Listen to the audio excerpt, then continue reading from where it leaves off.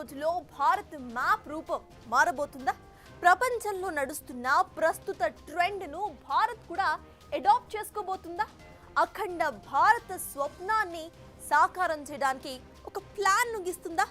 అయితే పరిణామాలన్నీ చూస్తూ ఉంటే సందేహాలు వస్తున్నాయి.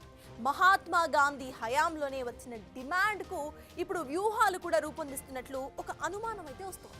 కశ్మీర్ 370 రద్దు నుండి కొత్త పార్లమెంట్ భవనంలో అఖండ భారత చిత్రం, తాజాగా భారత వాతావరణ శాఖ మొదటిసారి నిర్వహిస్తున్న అఖండ్ భారత్ సెమినార్ వరకు ఈ వ్యవహారం వెనుక అసలు ఏదో ఒక నేపథ్యం ఉన్నట్లుగా అనిపిస్తుంది.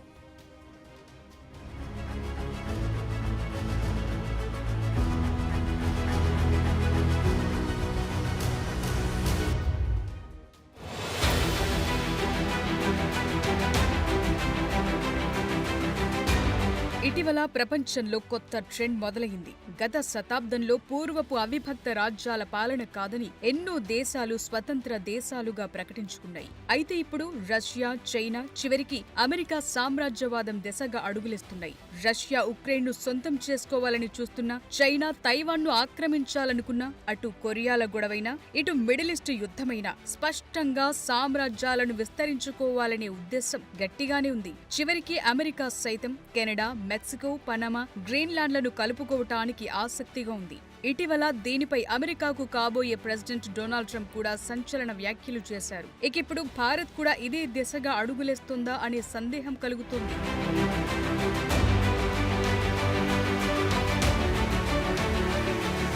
తాజాగా భారత వాతావరణ శాఖ 150 ఏళ్లను పురస్కరించుకుని నిర్వహిస్తున్న అవిభక్త భారతదేశం సెమినార్లో పాల్గొనాలని పాకిస్తాన్, బంగ్లాదేశ్లతో పాటు ఇతర పొరుగు దేశాలను భారతదేశం ఆహ్వానించింది. విభేదాలను పక్కనబెట్టి భారత ఉపఖండం ఉమ్మడి చరిత్రను ఐక్యంగా జరుపుకోవటానికి ప్రభుత్వం చేపట్టిన తొలి ప్రయత్నమిది. ఇందులో భాగంగా పొరుగునున్న పాకిస్తాన్, బంగ్లాదేశ్, భూటాన్, ఆఫ్ఘనిస్తాన్, మయన్మార్, మాల్దీవులు, శ్రీలంక, నేపాల్లకు ఆహ్వానాలు పంపారు. ఉపఖండంతో పాటు మధ్యప్రాచ్యం, మధ్య నైరుతి ఆసియా దేశాలకు కూడా ఆహ్వానాలు పంపించారు. అయితే పాకిస్తాన్ ఇప్పటికీ తాము పాల్గొంటామని ధృవీకరించింది. ఇక బంగ్లాదేశ్ నుండి ధృవీకరణ కోసం భారత్ వేచి ఉంది. బంగ్లాదేశ్ ఓకే అంటే మాత్రం ఈ సమావేశం ఒక చారిత్రాత్మక క్షణంగా మిగిలిపోతుంది. భారత వాతావరణ సంస్థ స్థాపన సమయంలో అవిభక్త భారతదేశంలో భాగమైన అన్ని దేశాల అధికారులు ఈ వేడుకల్లో పాల్గొనాలని కోరుతున్నట్టు ఆహ్వానంలో పేర్కొన్నారు. ఇక ఈ ప్రత్యేక సందర్భాన్ని గుర్తు చేసుకోవటానికి భారత ఆర్థిక మంత్రిత్వ శాఖ ₹150 స్మారక నాణెం కూడా విడుదల చేయాలని నిర్ణయించారు.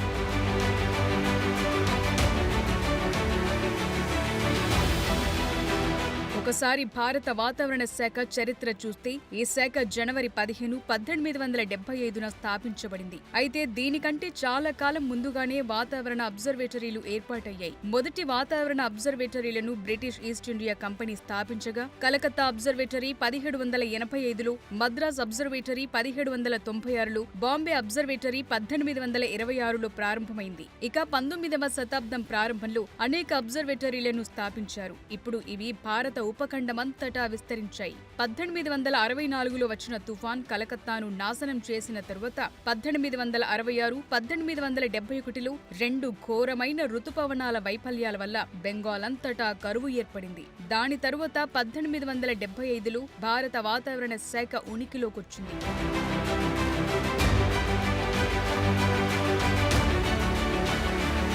బ్రిటిష్ రాజ్ పాలనలో అడ్మినిస్ట్రేటివ్ రికార్డుల నిర్వహణ, డేటా విశ్లేషణ అవసరమని నిర్ణయించిన తరువాత భారత వాతావరణ శాఖ ఏర్పాటైంది. కాబట్టి వాతావరణ పరిశీలనల సేకరణ, విశ్లేషణ ఒకే భవనంలో ప్రారంభమయ్యాయి.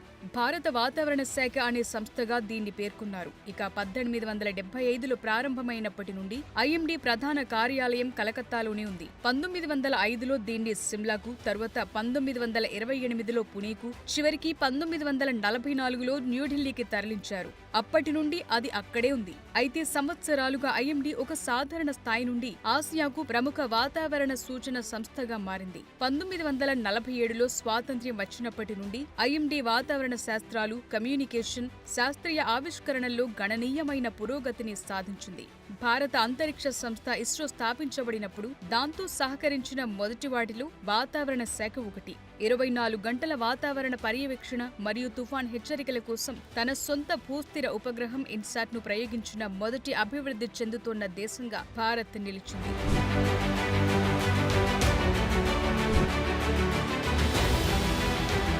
ఇంత చరిత్ర ఉంది కాబట్టే భారత వాతావరణ శాఖ 150వ వార్షికోత్సవాన్ని అఖండ భారత్ ఆశకు వేదిక చేసినట్లు కనిపిస్తోంది.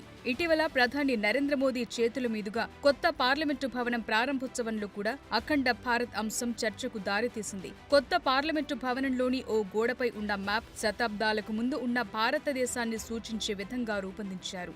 అందులో ప్రస్తుతం పాకిస్తాన్లో ఉన్న తక్షశిల, మరికొన్ని రాజ్యాలు కూడా ఉన్నాయి. ఈ మ్యాప్ ని ట్విట్టర్లో షేర్ చేసిన కేంద్ర మంత్రి ప్రహ్లాద్ జోషి సంకల్పం సుస్పష్టం, అఖండ భారత్ అంటూ ట్వీట్ చేశారు. ప్రాచీన యుగాల్లో భారతీయ ప్రభావాన్ని చిత్రించాలనే ఉద్దేశంతో వాయువ్య ప్రాంతంలోని ప్రస్తుత ఆఫ్ఘనిస్తాన్ నుంచి ఆగ్నేయాసియా వరకు విస్తరించిన అఖండ భారత్ చిత్రాన్ని చెక్కారు.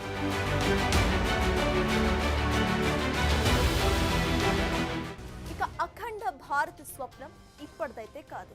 స్వతంత్రం ముందు నుండి విడిపోయిన అవిభక్త భారత భూభాగాన్ని కలపాలనే ప్రయత్నం ఎప్పటిదో. అయితే దీనికి ఆద్యం పోసింది మాత్రం స్వతంత్ర పోరాటమే. కానీ అనూహ్యంగా అదే స్వతంత్రం దేశాన్ని మరింతగా విభజించేసింది. బ్రిటిష్ పాలకులు మిగిల్చి వెళ్లిన విషాదం కొనసాగుతూనే ఉంది. అయితే దీన్ని మళ్ళీ అతికిస్తామని భారతీయ హిందూవాద సంస్థలన్నీ కూడా కంకణం కట్టుకొని కూర్చున్నారు. ఆ అడుగుల్లోనే ఇటు బీజేపీ కూడా ప్రయత్నాలు చేస్తున్నట్లు కనిపిస్తోంది.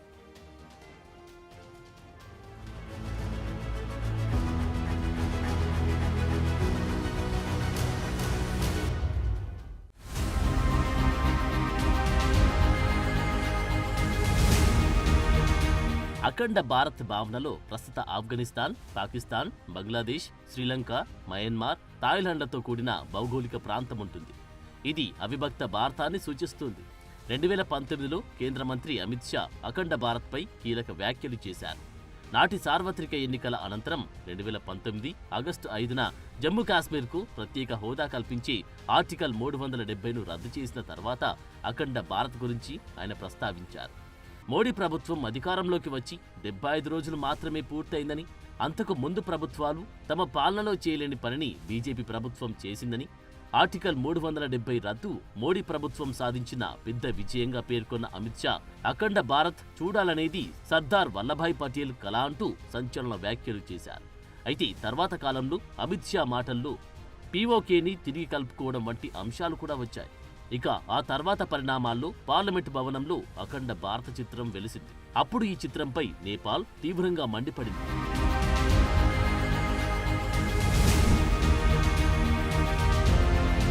అయితే ఈ డిమాండ్ను ఇదివరకు కూడా బీజేపీ, ఆర్ఎస్ఎస్ నాయకులు చాలాసార్లు చేశారు. భారత్, పాకిస్తాన్, బంగ్లాదేశ్, బర్మా, టిబెట్, ఆఫ్ఘనిస్తాన్, శ్రీలంక, నేపాల్, భూటాన్లను కలిపి అఖండ భారత్ అన్నారు. అంటే బ్రిటిష్ పాలనకు ముందున్న భారతదేశం అన్నమాట. బ్రిటిష్ వాళ్ళు విశాల దేశాన్ని పాలించి కొన్ని దేశాలుగా చీల్చి స్వతంత్రమిచ్చి వెళ్లిపోయారు. అప్పటి నుండి హిందూ మహాసభ, విశ్వ హిందూ పరిషత్, రాష్ట్రీయ స్వయం సేవక్ సంఘ్, బజరంగ్ దళ్, దుర్గావాహిని, శివసేన, మహారాష్ట్ర నవనిర్మాణ సేన, హిందూ సేన, హిందూ జనజాగృతి సమితి వంటి హిందూ జాతీయవాద సంస్థలు నేటికి అఖండ భారత్ సాధించాలని కృషి చేస్తున్నాయి. అష్టాదశ శక్తిపీఠాల్లో ఒకటైన సరస్వతి పీఠం పాక్ ఆక్రమిత కాశ్మీర్లో ముజఫరాబాద్కు 150 కిలోమీటర్ల దూరంలో ఉందని, అలాగే వేదాలు పుట్టిన సింధు నది ప్రాంత పవిత్ర భూమి కూడా పాకిస్తాన్లోనే ఉందని వీళ్లు వాదిస్తున్నారు. అందుకే ఎప్పటికైనా అఖండ భారత్ను సాధించాలనే భావన హిందూవాదుల్లో ఒకటైన భారతీయ జనతా పార్టీకి కూడా లేకపోలేదు.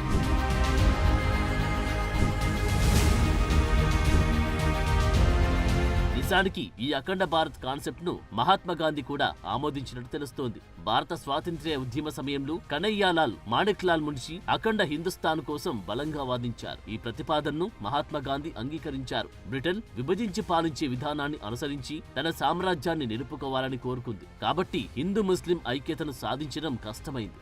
అయితే బ్రిటిష్ వారు ఉన్నంతకాలం ముజర్ అలీ ఖాన్ సోదరులు కూడా అఖండ్ హిందుస్థాన్ కోసం పోరాడాలని నిశ్చయించుకున్నట్లు తెలుస్తోంది. ప్రావిన్స్ ఓటర్లు ముందు ఈ సమస్యపై పోరాడాలి అని లీగ్ ను కూడా సవాల్ చేసినట్లు చరిత్ర చెబుతోంది. ఇక 1944 అక్టోబర్ 7న ఢిల్లీలో రాధా కుముద్ ముఖర్జీ అఖండ హిందుస్థాన్ నాయకుల సమావేశానికి అధ్యక్షత వహించారు. దీనికి ముందు 1937లో అహ్మదాబాద్ లో జరిగిన హిందూ మహాసభ 19వ వార్షిక సమావేశంలో హిందూ మహాసభ నాయకుడు వినాయక్ దామోదర్ సావర్కర్ కాశ్మీర్ నుండి రామేశ్వరం వరకు, సింధ్ నుండి అస్సాం వరకు ఒకే అవిభాజిత అని అఖండ భారత్ అనే భావనను ప్రతిపాదించారు.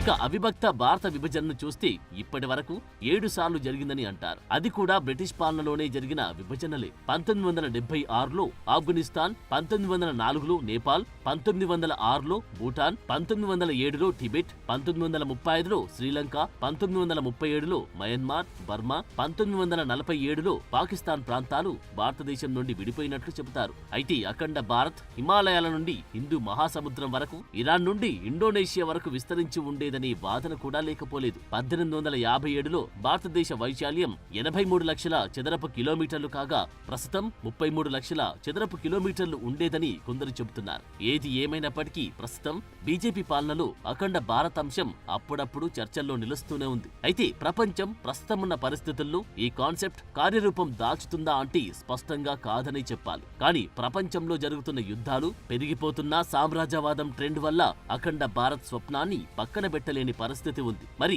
చివరికి ఏమవుతుందో చూడాలి.